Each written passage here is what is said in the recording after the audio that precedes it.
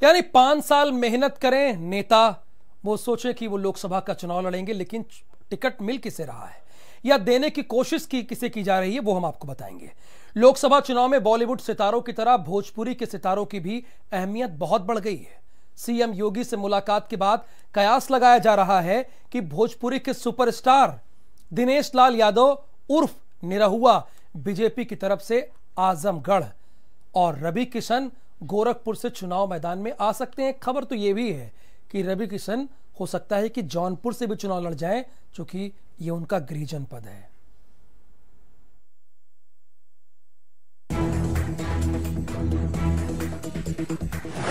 पूर्वांचल की लड़ाई में भोजपुरिया स्टार, सितारों के सहारे सियासत में आर पार, किसको भारी पड़ेंगे फिल्मी ठुमके। तो इतना हिम्मत कि एगो पुलिस वाला के हाथ पकड़ाता रे। हाथ ना, जरूरत पड़ी तो कॉलर पकड़ ले।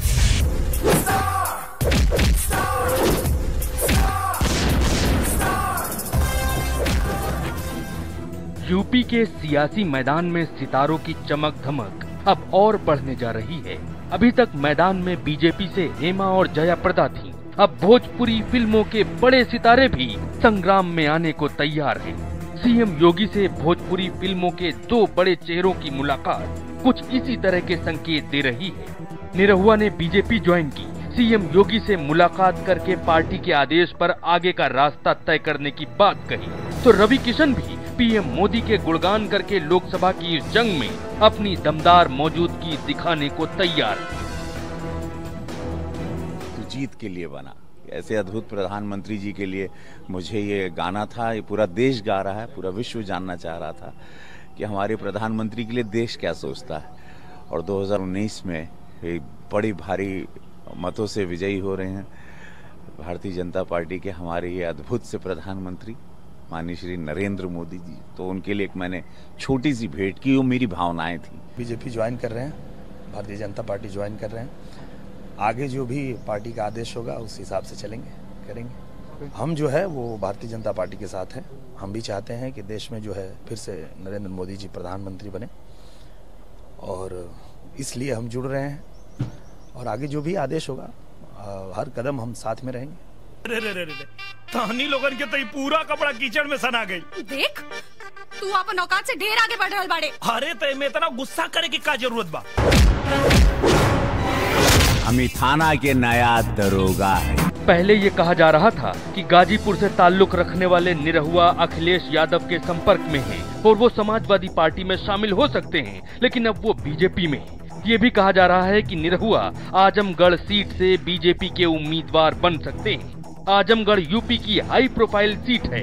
यहाँ से समाजवादी पार्टी के मुखिया और पूर्व मुख्यमंत्री अखिलेश यादव चुनाव लड़ रहे हैं। हो सकता है निरहुआ की उम्मीदवारी के जरिए बीजेपी यादव बाहुल्य इस सीट पर अखिलेश को घेरने के लिए निरहुआ के स्टारडम को इस्तेमाल करे, क्योंकि उनकी गिनती भोजपुरी के सबसे बड़े सिंगर और अभिनेताओं में की जाती है।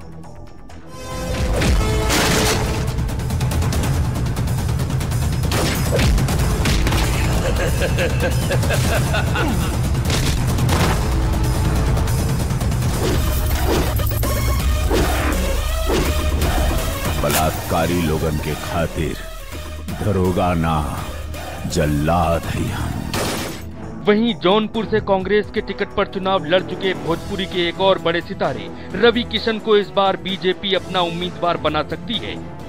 कयास ये है कि जौनपुर से बीजेपी उन्हें मैदान में उतार सकती है। रवि किशन के बयान और तेवर भी बता रहे हैं कि सीट कोई भी मिले, रवि किशन जंग के लिए तैयार हैं। साल 2014 में रवि किशन ने कांग्रेस पार्टी ज्वाइन की थी और हार के बाद उन्होंने साल 2017 में कांग्रेस का दामन छोड़कर बीजेपी का हाथ थाम लिया था।